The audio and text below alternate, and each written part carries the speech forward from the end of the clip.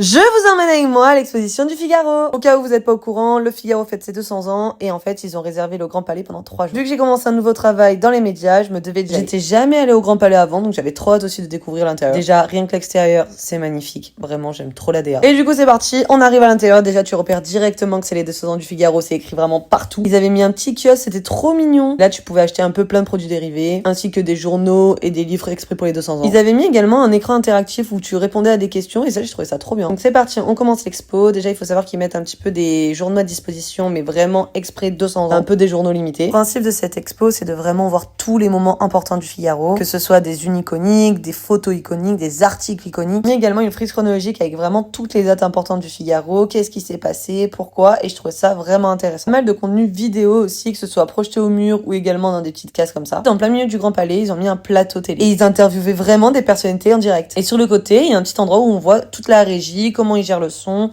les images, et ça, j'ai trouvé ça trop bien aussi. C'était hyper intéressant. Et aussi, il y a une partie un peu conférence. Donc là, on est arrivé au moment où c'était la rédaction qui créait le journal. Il y avait aussi un de leurs partenaires, Audemars Piguet. On parlait également de leur maison parce qu'elle a 150 ans. Très intéressant également. Pendant l'expo, il y a plein de journaux à disposition, donc ça, c'est cool. Enfin bref, voilà tout ce qui se passe à l'exposition Figaro. C'était vraiment trop bien. Bisous!